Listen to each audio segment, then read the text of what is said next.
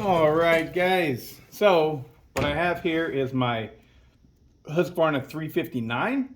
It's not an XP. No. 359 is not the XP. 357 is the XP. All right. So, anyways, I got this from my shop in Palmetto, and this is, I think, my very first time looking into it.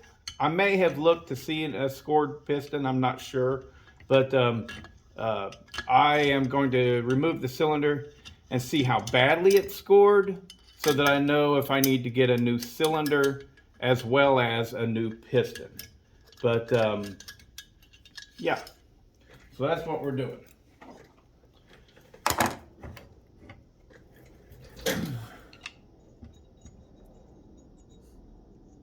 Oh, that's not scored at all. That's not scored at all. They had told me it needed a new top end. But it's completely perfect. Oh my God. All right. Okay. So, yeah, that's, wow. I've had this for such a long time. I've probably had this for 8 months. That is completely perfect. Let's see what we can do here. Come on down. Come on. Look at that. That is perfect. There is no problem there whatsoever. So, what to do?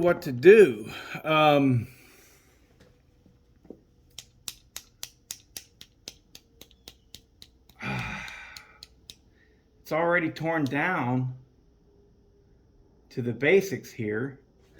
Should I go ahead and let's see.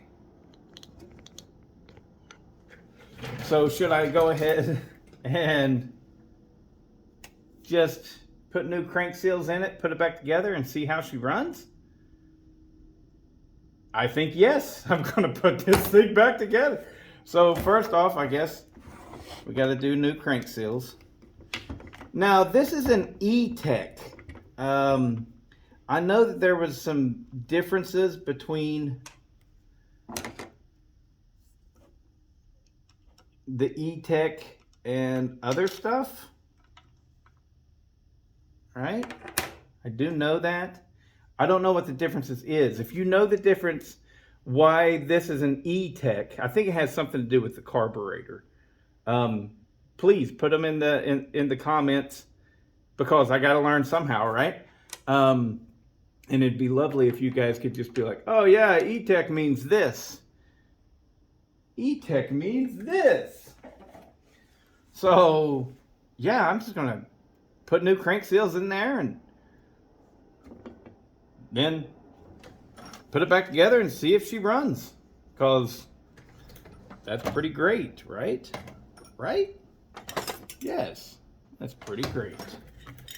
All right.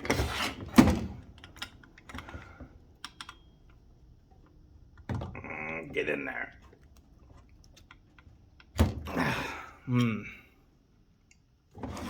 This is always a pain in the butt to work with. But it does get the job done, typically.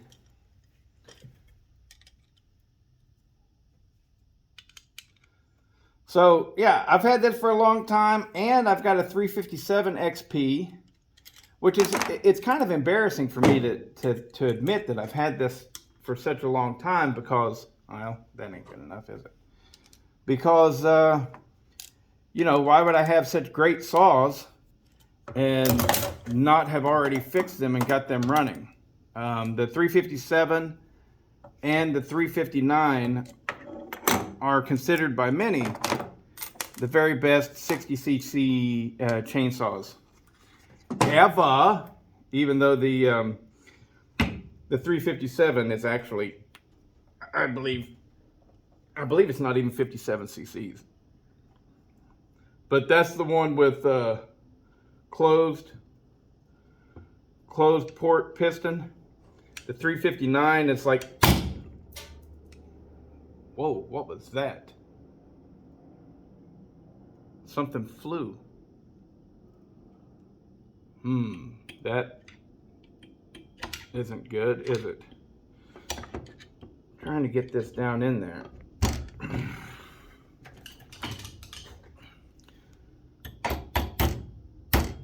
So yeah, the 359 is like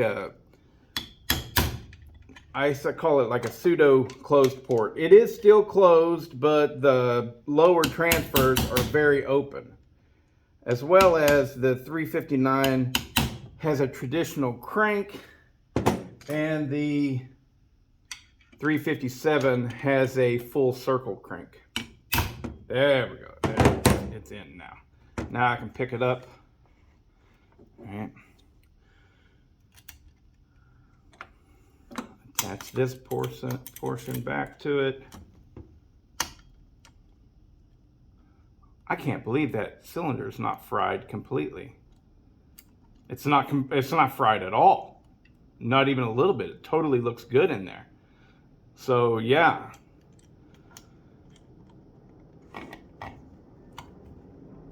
There we go. Crank seal out. Grab a new crank seal. I believe this is it.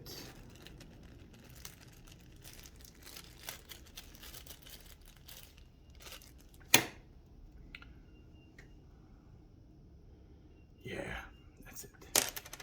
That's it. Now when I'm putting on these crank seals, here's what I do.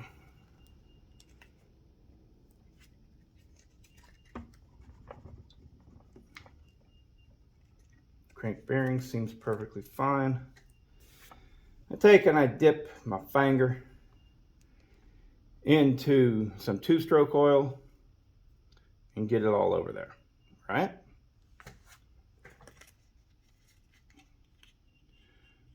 This right here to you guys might look like just a regular piece of paper, but it's not. It's actually laminated so that it doesn't soak up all that oil.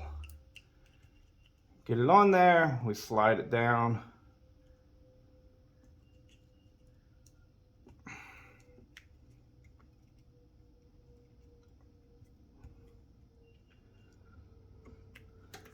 All right, got this spacer here, which is nice. That's nice.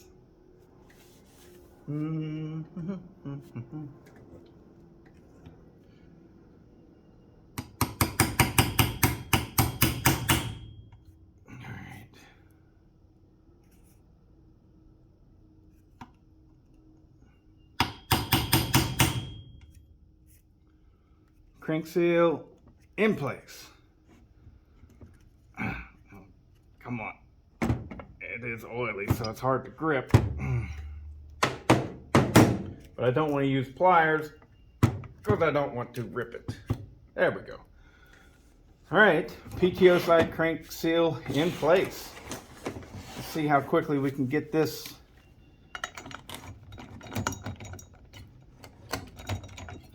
flywheel off of there.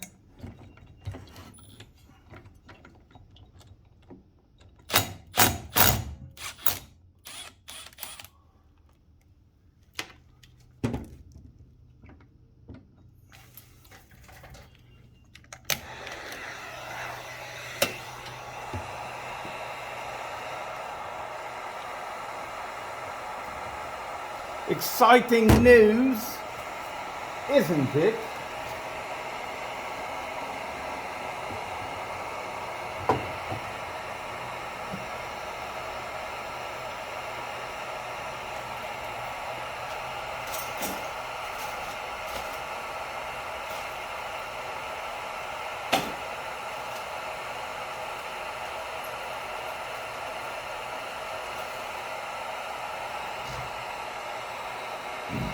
It's the clutch, in case I've got a pound on it. We don't want to ruin the threads on the crankshaft, so We put the clutch on there.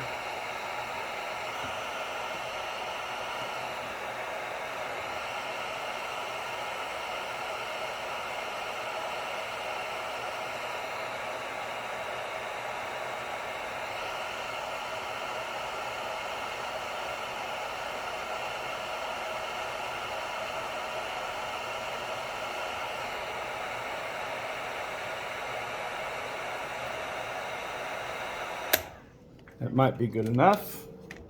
Maybe. Maybe.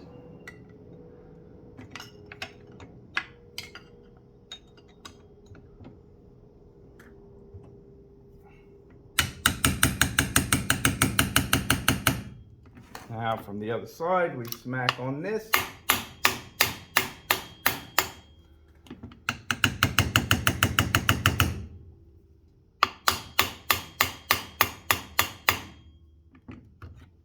Let's rotate it some.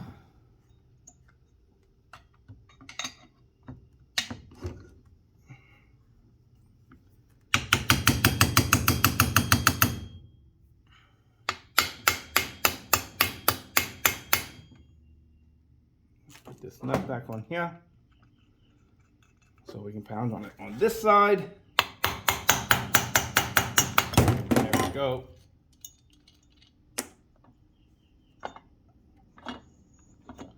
It's kind of hot.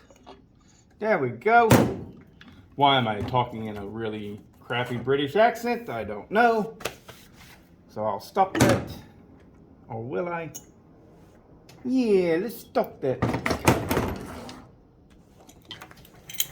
What can you see? Can you see it all?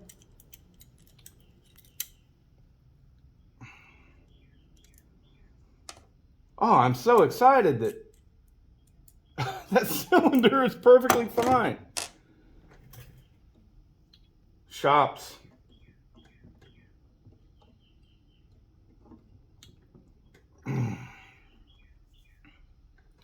Shops saying that it's got a bad cylinder, and it doesn't. I love that story because it means that I get the benefit. There we go. We're nice and up underneath it now. Let's see. Woo! Spilled my drink. Let's see what we got going on here.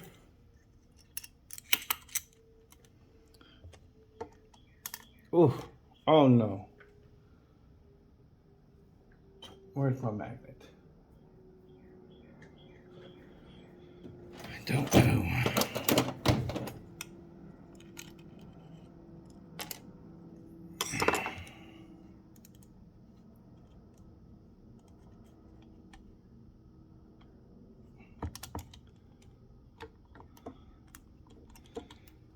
I need more leverage than that, so I gotta put something underneath it. There we go, that should work.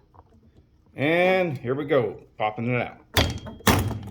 Bada bing, bada boom. Old crank seal removed. New crank seal going in.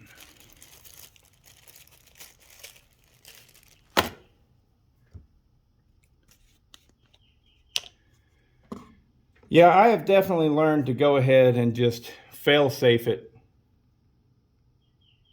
Works for me, you know. If I have any questions or just simply don't know, crank seals are cheap. And while you have it apart anyways, once you've done it a few times, you realize that replacing the crank seals is not that big of a job. I mean, it is. You got to tear it all the way down pretty much. But it's pretty easy to do.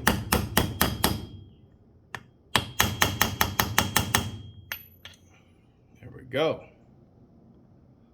We're in. I think it could go in a little bit further because that edge is beveled around like that. So let's go like this.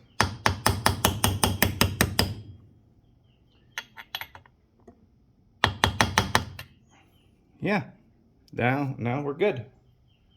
All right, so what's next? Well, I'm going to put this thing back together, and hopefully later on today, you'll see this thing in the wood. We'll see.